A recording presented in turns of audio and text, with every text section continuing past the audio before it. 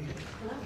So we have a very special group of wounded veterans who are amazing. I've actually visited many of them in the hospital, and they came out better than me. They came out looking good. If I had that look, I would have been president 20 years ago. I wouldn't have had to wait so long. You know, you look great, fellas. But we have many of them. I didn't even realize it at the time, but I visited many of you in the hospital. They did an incredible job. The doctors are absolutely unbelievable, the job they do. So we were having a little meeting, and at the same time, we're signing some very important legislation, what will become legislation. And right now, it's an executive order, and having to do mostly with education. And we have our Secretary of Education, Lindsay McMahon, who's been so incredible over the last few weeks. I've been watching her on television. I'd like to tell her she could do better, but she can't. She can't do any better. So I want to thank you, Linda. Fantastic. And we also have Commerce, and we have Labor with us today. And you have been, thank you, Laura, very much. And thank you, Howard, thank you very much. And we'll take some questions after we're finished.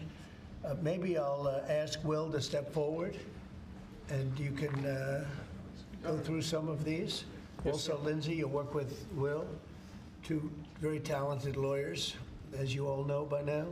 Thank you, Mr. President. And we'll go through them. And Linda, why don't you come over here? In fact, why don't the three of you come over here? We also have a special guest with us today, sir. Oh, that's right. Annette Albright. Where is Annette?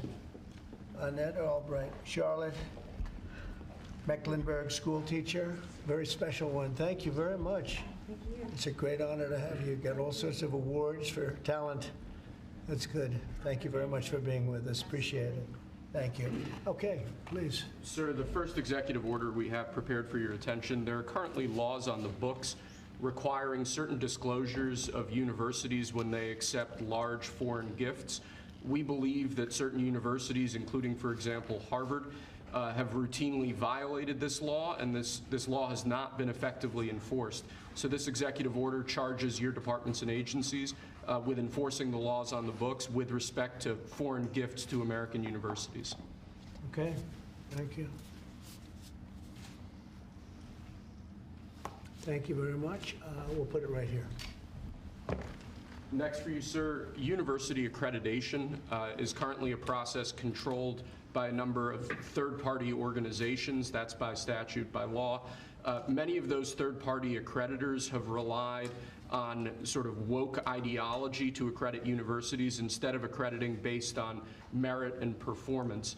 This executive order affects a number of changes to the university accreditation process, also applies to law schools and other sort of graduate programs. But the basic idea is to force accreditation to be focused on the merit and the actual results that these universities are providing, as opposed to how woke these universities have gotten. So we're setting up new accreditation pathways. We're charging the Department of Education to really look holistically at this accreditation mess and hopefully make it much better. Will we look into the past people that they've taken? For instance, I hear all about certain great schools, and then we read where they're going to teach people basic math that we can all do very easily, but they can't do. They're, going to the top school, and they come out with a program of teaching basic math to somebody that got into a Harvard or a Princeton or a Yale. Is that part of this?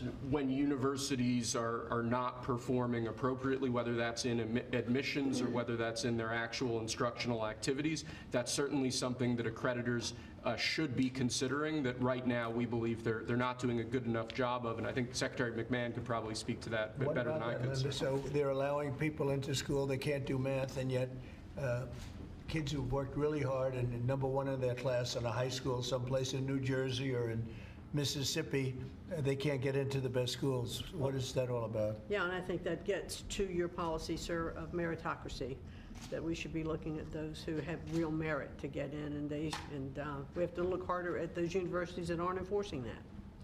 Okay, thank you. And this pretty much does it, right? Yes, sir. Thank you.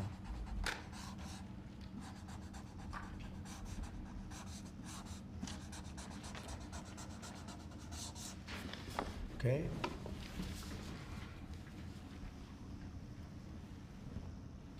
Thank you. Sir, during your first administration, you made promoting historically black colleges and universities, HBCUs, a major priority. This executive order takes existing law on HBCUs and brings it into effect. We're going to be setting up a White House initiative on HBCUs. The basic idea here is making sure that every aspect of your administration is working to ensure that HBCUs are able to do their job as effectively and as efficiently as possible. Okay.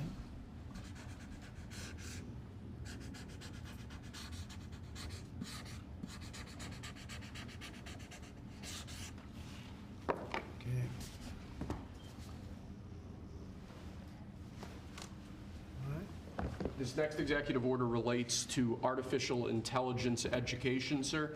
You've obviously done a lot in the artificial intelligence space already. The basic idea of this executive order is to ensure that we properly train the workforce of the future by ensuring that school children, young Americans are adequately trained in AI tools so that they can be competitive in the economy years from now into the future as AI becomes a bigger and bigger deal. That's a big deal because AI is where it seems to be at. We have literally trillions of dollars being invested in AI. And somebody today, a very smart person, said that AI is the way to the future. I don't know if that's right or not, but certainly very smart people are investing in it heavily.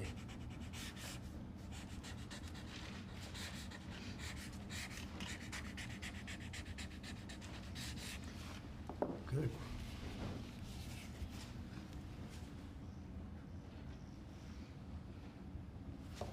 Okay. Next, sir, we have an executive order on workforce development.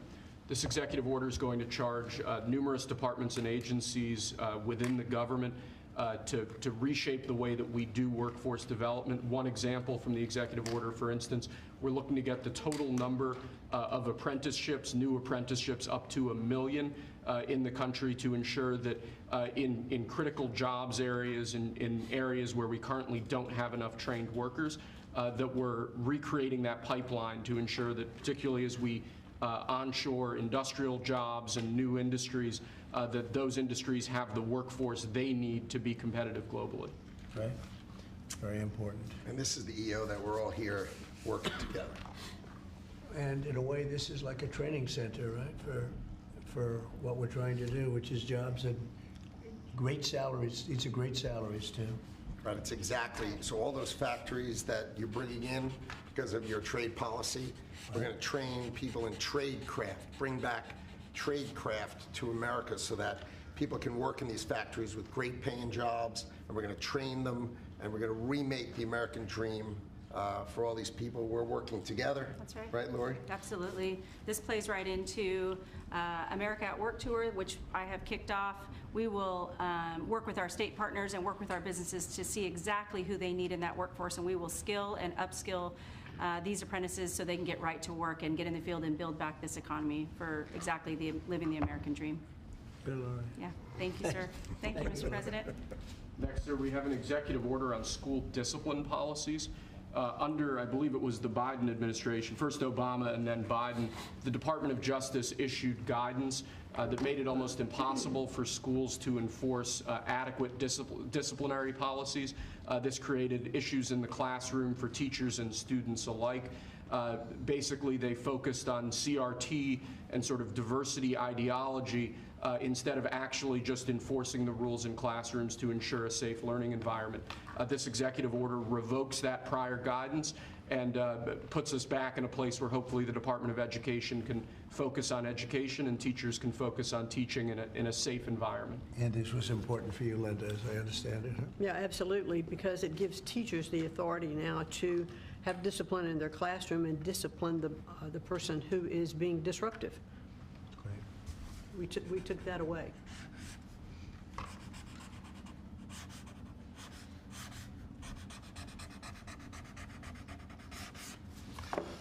Okay.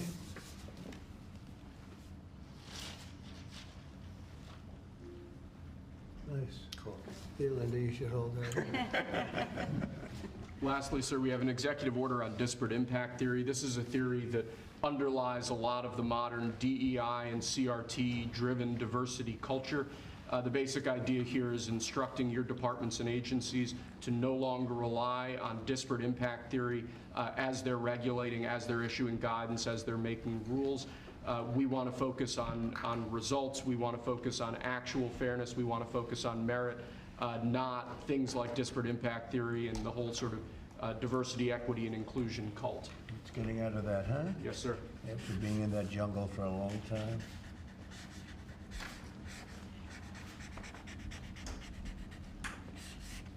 Okay. Thank you. Very good job. Thank you, sir. Very much. Appreciate it. Very much. Would you like to introduce again Annette, and perhaps Annette wants to say something having to do with that? To Annette ask is her. right here. Yes, Annette, yes, please come over. Would you like to have some comments to make? I know you're a former Charlotte Mecklenburg school teacher. I'm a North Carolina girl, so it's Yes, nice New to Bern. see you. Yes, from Yes. New Bern. Yes. Thank you so much for having me. Thank you so much. I'm so honored to be here. This has been an 8-year journey for me to raise awareness to the violence that's in public schools and the critical need to address violence in public schools. Again, been doing it 8 years because most administrations like to keep the violence hidden. We have 3 students that should be here with us today. We have Austin McCalf, I'm sorry if I say his name wrong, Serenity Baker, and Nizir Taylor from Charlotte, North Carolina, who was shot in the back as he was getting off of a school bus because they thought he was a part of a big brawl that happened inside a public high school. So this is very important and critical legislation that we have to keep our educators safe, we have to keep our students safe, and public schools have to be safe environments. So I think, like I said, I've done this journey alone, I've been on it, but I have a whole team behind me now. I spoke at the RNC, and I told millions that Donald Trump and his administration was going to make schools great again, and I feel that we're on the right path, and I'm just honored to be here. Thank you very much.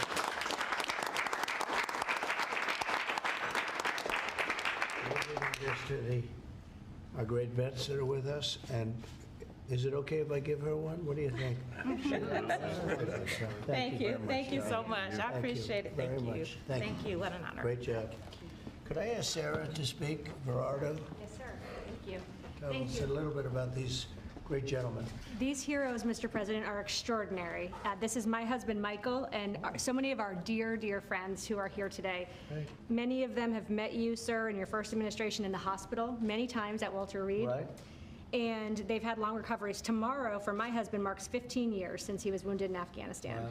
And on that day, about 6 years ago, he had his 120th surgery post-Afghanistan. Oh, wow. And you came to see him at Walter Reed, and so many others. And we saw great reform in the VA, access, same-day access to prosthetics, mental health care, and we know that that is back. We're going to, these gentlemen were saying, Alex here earlier was saying, in the last few years when he's gone to get a wheelchair, the VA has asked him, this gentleman, they've asked him to prove that he still has his injuries, as though maybe his limbs would grow back.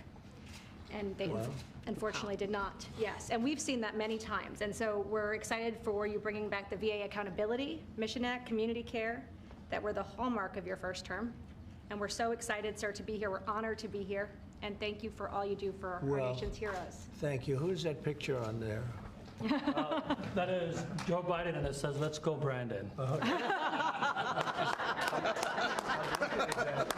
I'm saying, what was that picture? That's great. I told him he wasn't allowed to ask you to That's sign great. it. That's very good. Well, thank you all very much. Would you like to say anything, fellas? There's a big chance you have a lot of good people watching that believe in you. They happen to be the media, but they believe very much in you like I do. Anybody? Mr. President, we're very happy with the energy that this administration is bringing, and it's an administration that does what it promises, and so we're behind you. We believe in you, and I think we all love you. We got to speak for everyone. Thank you very much. And I'm going to get you a better hat. Say I have better hats. That's a good one. That was the original. It was. That means he was there I've right been wearing from it the before it was cool. That's right. That's an early one. We'll save that one though, right? Yes, Mr. President. Thank you. Anybody, please? I'd like to stay. Yeah. Okay.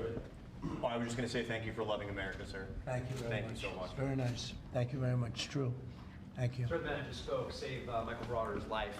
And of course, he goes immediately to say thank you, as he was the one that saved Michael Broder, put him in the helicopter, and got him off the combat zone. Wow. So the selflessness of these men is unspeakable. That's great. See ya. Yeah, he's alive because of that man right here. That's very good.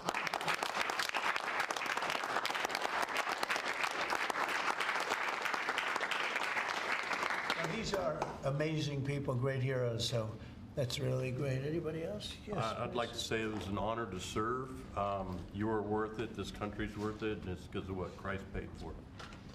Thank you. And we have a spirit that people haven't seen in many years, at least 5. That they haven't seen. I think even then, because we've been through so much for the last 4 years together, it was so bad. It was so bad what they've done to the borders, what they've done all over the place, and it's really an honor to be with you, all of you. Incredible. And I'm going to give you these coins that are, I think you're going to really like them. I think they're the best. These are the best coins. And you have your choice.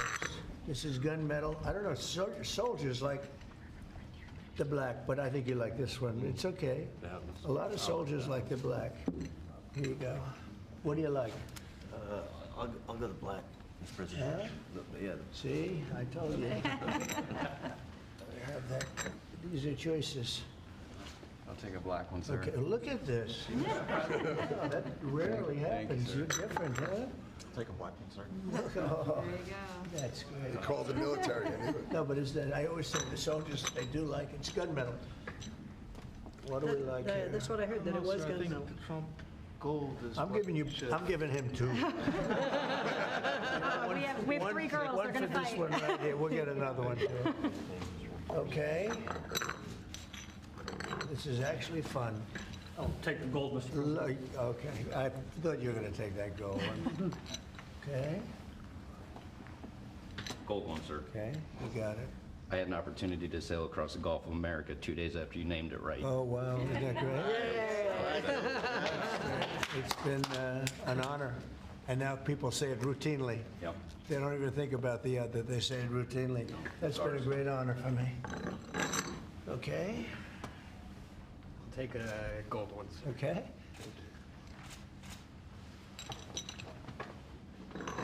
Almost even, I think gold has an edge. Oh, I would love a gold one, You sir. got it? Thank you so much. Thank You you. go, it picked up at the end, right? So you all okay? That's good. So I want to thank you very much, and especially, that's a great story. Yeah? Sir. So what do you think of a guy like that? Pretty good. Oh, we actually, him and him, we all served together. Wow. And Jared over there. So you And guys, oh, I forgot. so you guys got hit, huh? Pretty good. You got hit. Pretty good. Amazing, We're in a amazing. pretty tough area in Kandahar, in the Arghandab River Valley, Right, right it's outside tough. Kandahar. Their unit had a more than 50% Purple Heart rate, sir, Wow. in 2010. You deserve it. You deserve that and more. We appreciate it so much. Brave, really brave, brilliant people. Thank you very much. Do you have any questions of the guys here? I want to Mr. say President. thank you to the veterans who are here. Absolutely. Thank you so much for defending us. And then I wanted to ask you, Mr. President, because you said you want to bring the tariffs on China down soon. How soon do you want to bring the tariffs on Chinese goods Well, that down? depends on them. We have a situation where we have a very, very great place. It's called the United States of America, and it's been ripped off for years and years. These people know it. We talked about it before you came in. We've been ripped off by every country in the world practically, and friend and foe. And we're not doing that anymore. So what's happened is Howard, how many countries have we spoken to already? 90. 90. And they all want to make deals, and we're going to make deals, but they're going to be fair deals. They're not going to be rip-off deals. And, you know, we were losing almost $5 billion a year. No country can do that. Then now we have it down almost to even, maybe even better than even, because of the tariffs on cars and aluminum and steel. We have tariffs 25% on cars, aluminum and steel. And there's a rush to build new steel plants, a rush to build new aluminum plants, and a biggest rush I've ever seen, that we've ever seen, to build car plants. We have like 11 of them or something, big ones, where you guys maybe work.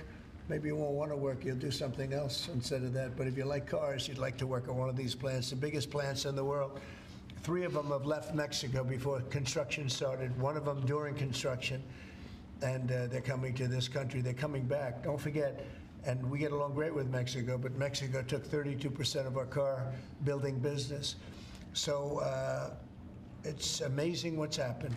Remember this number, anywhere from $3 to $5 billion a day. That's not $1 million, that's $1 billion a day. Nobody can even imagine it. And that's what we were losing. And, you know, hence we have $36 trillion in debt and everything else.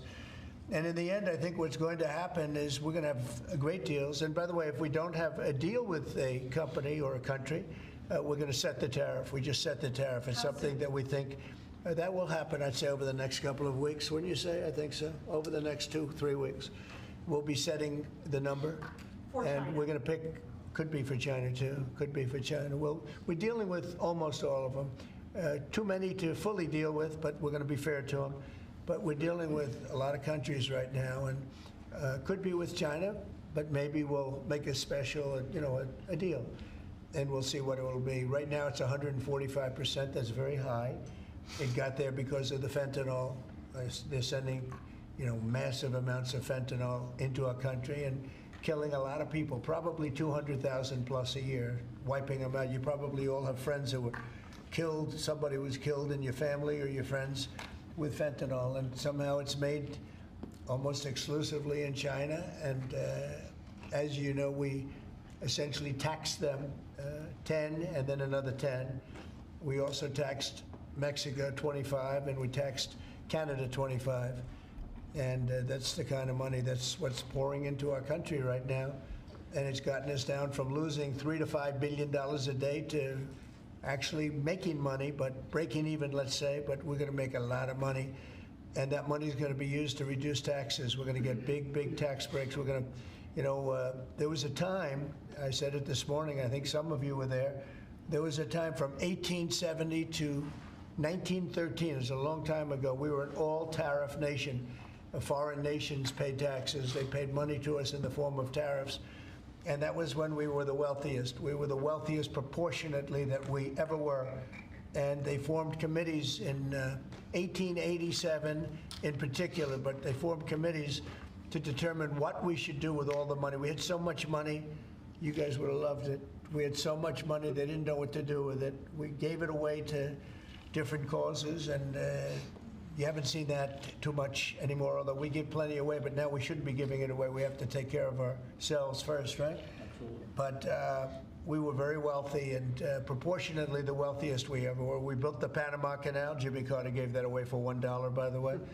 One of the most profitable things ever built, the Panama Canal. We gave it away for $1 to Panama. Why? I don't know. Nobody knows, but that's what we had. We had people like that sitting behind this desk. And that shouldn't have happened. Panama Canal, it was the most expensive thing ever built by our country in history. I'm talking relative dollars. We've never built anything so expensive. I think it was the equivalent of $1.7 billion. And we've never built anything like that. We built a lot of things, but never so expensive. Then we started building other things. We had a lot of money to do it, all based on foreign countries coming in and paying us tariffs. And we're doing that again, and I think we're going to make so much that we're going to be able to reduce taxes in this country by a lot. And we're also going to treat those countries very fairly. But if we don't make a deal, which is possible, we're going to just set the price. Because you remember, they have to come in, they want to come in here, and they want to do business with the United States. So we want to set a fair price, and we'll do that. We're going to be very fair, but we'll set a fair price. And then they can make a determination as to whether or not they want to do business with the United States. And I think most of them will. And I think we're going to treat them very fairly. Were you worried about what the 145% tariffs were doing to small businesses here in the U.S.? Is that why you're bringing it down? No, I haven't brought it down. I haven't brought it, still 145. I haven't brought it down. I said it's a high tariff. It is a high tariff, but I haven't brought it down. It basically means China's not doing any business with us, essentially, because it's a very high number. So when you add that to the price of a product, a lot of those products aren't going to sell. But China's not doing any business. They were doing $1.1 trillion. Think of that, $1.1 trillion. You know what that is? And it was just very unfair to us. And we were doing very little, relatively very little with them. It was very one-sided. But we get along. I get along very well with President Xi, and I hope we can make a deal. Otherwise, we'll set a price, and hopefully they'll come here and they'll contribute. And if they don't, that's okay. Sir, on your trip to Rome, there's a lot of leaders attending the Pope's funeral who also said they'd like to meet with you while you're there. Do you have any meetings set up? Or are you looking to Yes, meet? I do. I have a lot of meetings set up. I don't know if I can do it. Do you want to help me out, fellas? I got a lot of meetings. I got every leader in the world, which tells you that we have a good product. It's called the United States of America, and it's great. And these people know about it better than anybody in this room. But we have a great place, and it should be a lot greater. And that's what we're going to do. We're going to make it greater than ever before. It's very simple.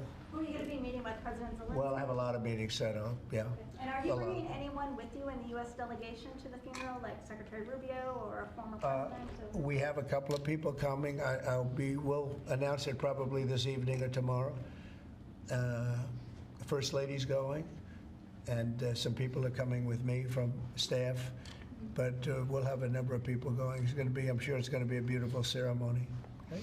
I had one on Ukraine, but I wanted to ask you one about veterans since they are here today, and thank you for your service and sacrifice. I wanted to ask you about the cuts that have been made, including with the VA. Can you assure that veterans like these men here, those that have been suffering from mental health issues or burn pits, for example, will be taken care of? Yeah, very much so. In fact, they will tell you it's been better with me than any president in history. We had a 92% approval rating, which is unheard of, up 50 points from the previous administration in my first 4 years, and we're doing better now. And in fact, now they have something, the call-in doctor stuff, where it's really become, modernized and great, where you don't have to go and travel sometimes long distances to get to a clinic or get to the VA.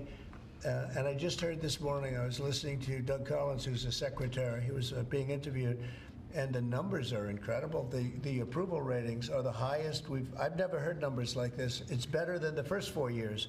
So no, there's no group of people more important than the people in this room. And I am not talking about the media.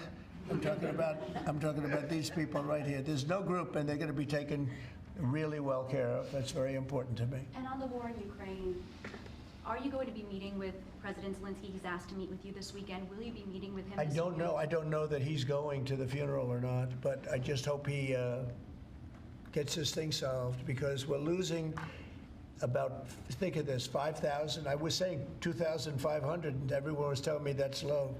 5,000 soldiers are being killed every week. Approximately. Think of that. Every week, 5,000 soldiers, but let's say from 3,000 to 5,000 are being killed. They're Russian and Ukrainian. They're not Americans, but they're Russian, but they're people. And they're humans. They're human beings. They have families. They wave goodbye to their son, and then they get a call that the son's no longer there. It's a vicious war, and if I can help solve it, we're not losing our soldiers, but we're losing soldiers, a lot of people. And if I can solve it because of a certain ability, that would be great. And if it doesn't happen, I will say that I think Russia is ready. And a lot of people said Russia wanted to go for the whole thing. And I think we have a deal with Russia. We have to get a deal with Zelensky. And I hope that Zelensky, I thought it might be easier to deal with Zelensky. So far, it's been harder. But that's okay. It's all right. But I think we have a deal with both. I hope they do it, because I'm looking to save. And, we spend a lot of money, but this is about a lot of humanity. This is the worst. I get the pictures, the satellite pictures. I've never seen anything like it, of the fields after some of these battles. It's horrible that it's going for nothing. We would have never had this problem. You would have never had that war if I were president. I guarantee you that. And for 4 years, you didn't have it. Are you hoping to meet with Vladimir Putin? Are you hoping to meet with Vladimir Putin I will be meeting in with Saudi Arabia? It's possible, but most likely not. I think we'll meet with him shortly thereafter, though. What is Mr. Mr. President, Wickoff thank going to you. present to the Federal Reserve Chairman Please. Jerome Powell, during the Biden administration in the campaign, with inflation raging, he lowered interest rates 2 times. That's right. Now, with 2 consecutive months of inflation being down, all economic theory you learned in the 8th grade says it's time to cut rates when inflation is down. You're right. He's not done that. Have you had any direct conversation with him? No, I haven't. I haven't called him. I might call him. I haven't called him, but I believe he's making a mistake by not lowering interest rates. And I think as well as we're doing, we'd do much better. He's keeping rates too high. He historically has been late, except when it came to Biden.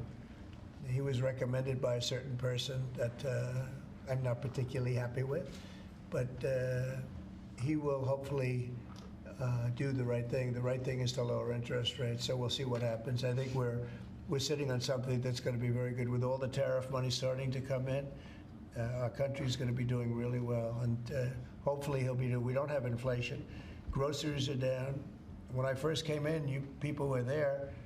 They hit me with the first day that I was president. Somebody started screaming at me that eggs are up. I said, I just got here. And in the first week, they were going crazy. You remember that, Linda? Yes. They were going crazy. They're saying, egg prices are too. I said, I'm here for 1 week. Just leave me alone. This is a fake news media. And I said, you know, what can I tell you? But Brooke Rollins, our Secretary of Agriculture, and a group working with her have done an amazing job. And egg prices have gone down 87%.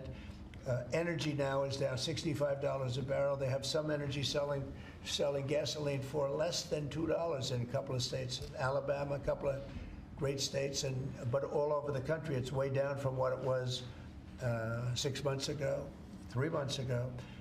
And that has a lot to do with the war. You know, when Biden allowed energy to skyrocket, it just skyrocketed. It was out of control. Russia made a lot more money because they make their money on energy. And I kept saying, you know, he supposedly wants to end the war, but he lets energy go out of control. Well, I've gotten it.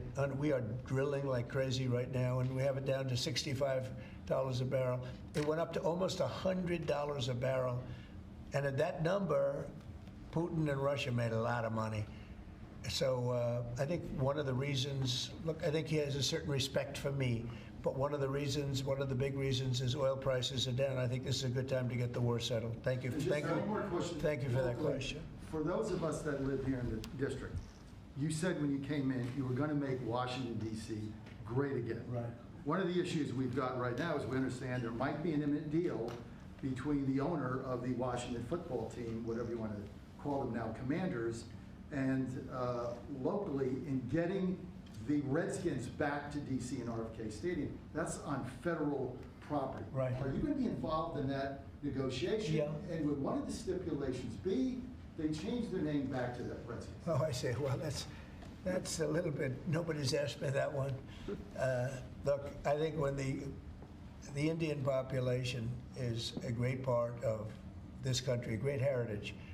And we were talking about Massapequa, Long Island, the Chiefs, they call themselves the Chiefs, or the Kansas City Chiefs. They're not changing their name. A great team, great people, great owners, great coach and quarterback. I love the quarterback, like his girlfriend too, and his wife.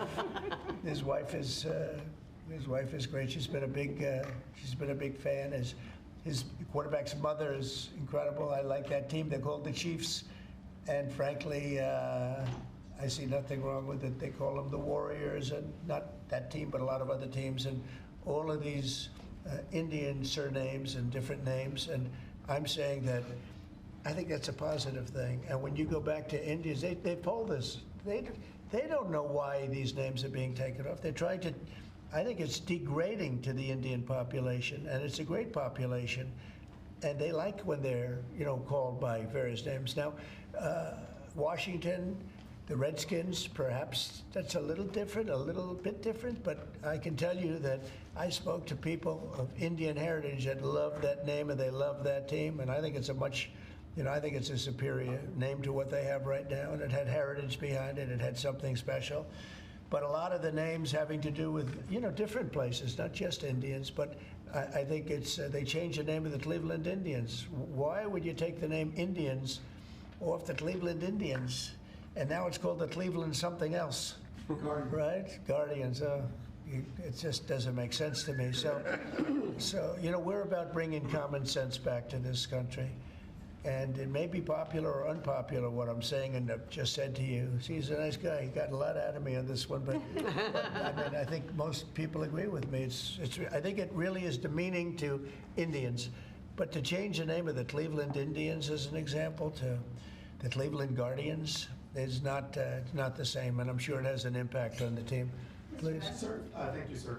Elon Musk said he'll be stepping back from his work with DOGE a little bit and only dedicating maybe a day or two a week to it. How long would you like to see that continue, and how involved would you like to see him continue to be after you? Well, first of all, I can't speak more highly about any individual. He's an incredible guy. He's a brilliant guy. He's a wonderful person. I've seen him with his family. I've seen him with a lot of his children. He's got a lot of children.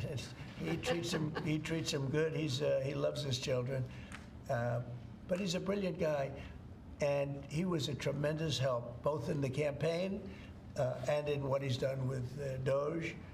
And, we're talking about almost $200 billion and rising fast, because many of the things that we were looking at are now being found out to be fact. It's terrible. I mean, the fraud, the waste, the abuse, everything that's happened is just terrible. So I also know that he was treated very unfairly by I guess you'd call it the public, by some of the public, not by all of it. But he makes an incredible car, everything he does is good. But they took it out on Tesla. And I just thought it was so unfair because he's trying to help the country.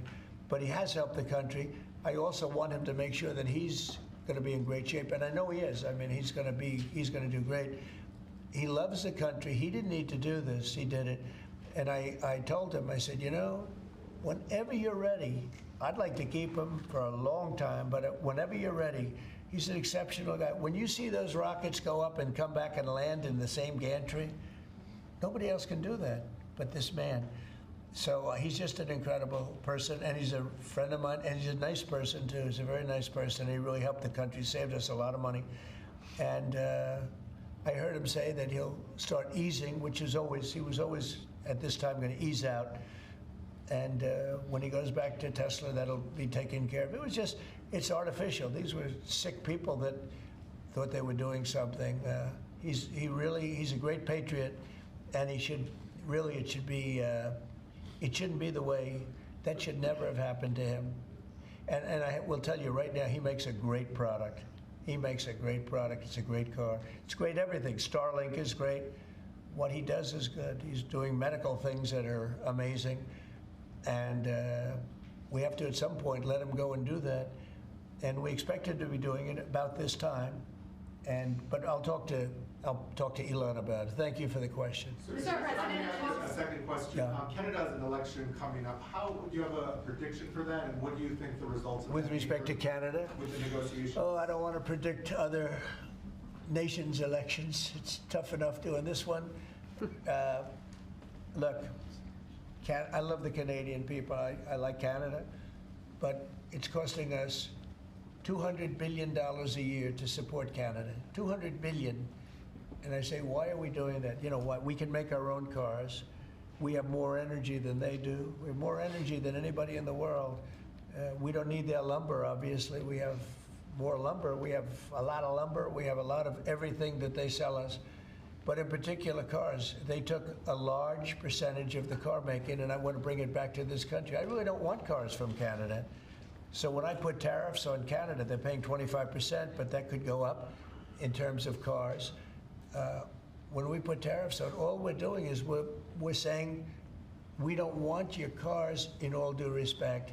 We want really to make our own cars, which is what we're doing in record numbers now. You know, we're going to be at record levels in a very near future because of all the plants, the car plants that are being built. And I'd rather see them made in Michigan and made in South Carolina and made in different states, Tennessee. We have a lot of great car-making states, and we have some that aren't car-making yet, but they will soon be car-making states. And that's what I want to see for our country. At the same time, I want to help Canada. I have spoken to the current Prime Minister. He was very, very nice, I will say. Very nice. We had a couple of very nice conversations, very good. But I don't think it's appropriate for me to get involved in their election. Mr. President, if I may, this deal that you have with Russia, does it include recognizing Russia's sovereignty over Crimea?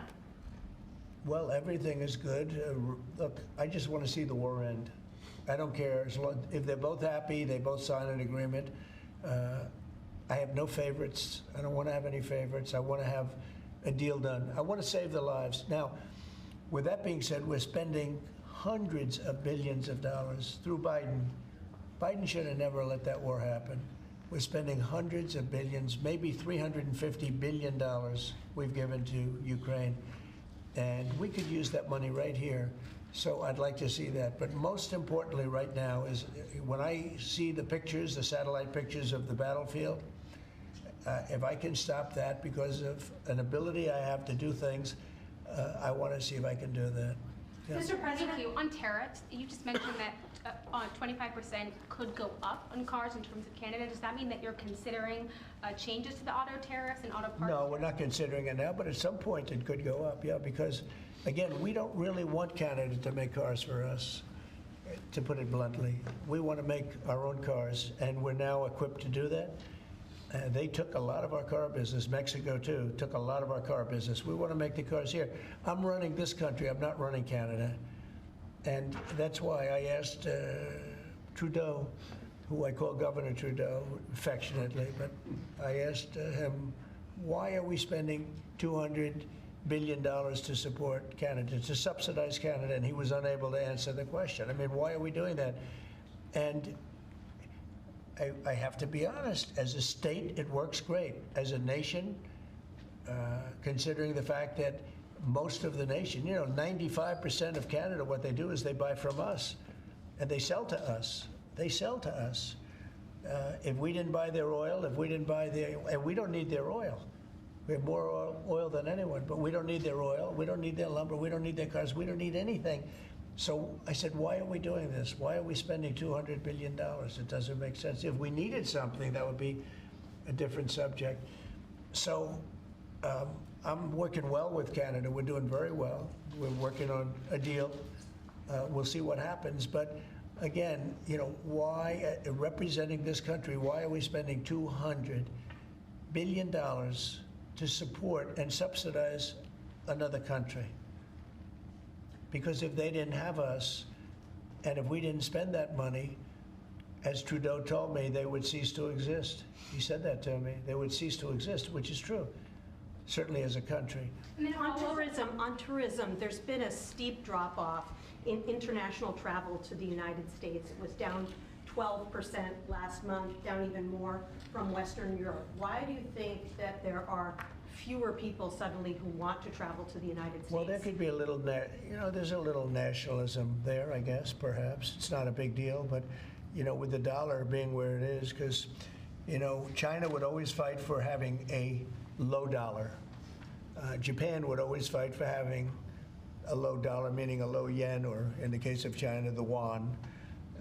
They'd always want to have, China would always, I'd speak to President Xi a lot. I'd say it's unfair that your yuan is so low. I'd call up a great man, Prime Minister Abe, great man, Shinzo, who was unfortunately assassinated.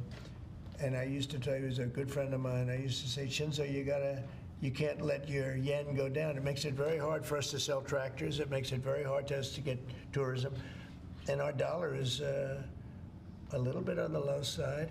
And that means that a lot of tourism is going to come in. But I could see a little bit nationalism at work. And I can see it likewise with us, not wanting to go to certain countries. But that will work out very Do easily. you think some people are scared to come here because they hear the stories of tourists who are detained for a few days No. or even a week or two? No, we treat our tourists great. We're the tourism capital of the world.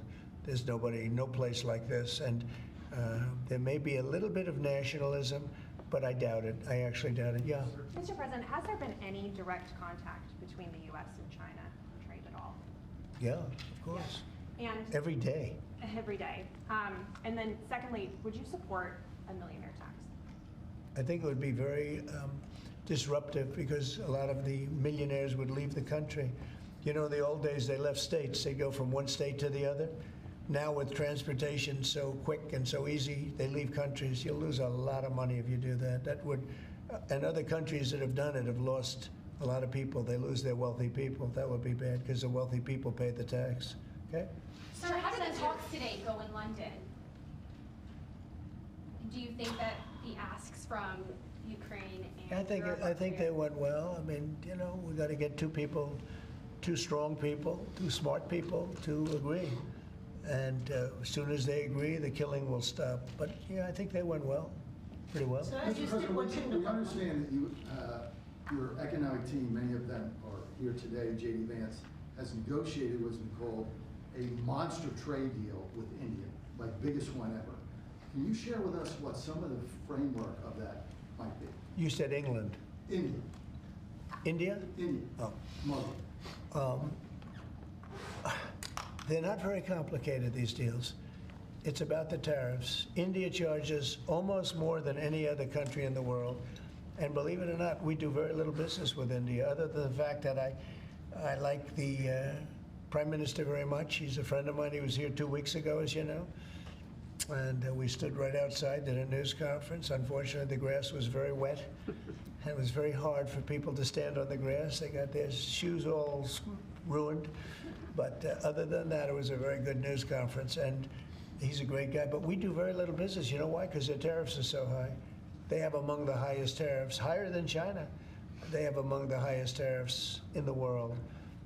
And I understand they're going to reduce those tariffs, but it's really sort of their problem, not ours. We do very, very little purchasing in India because and selling.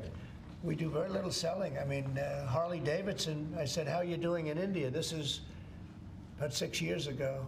They came to lunch as a great American company. They make the motorcycles. And I said, how are you doing in India, as an example? Well, we don't do any business there. Why? Because the tariffs are too high.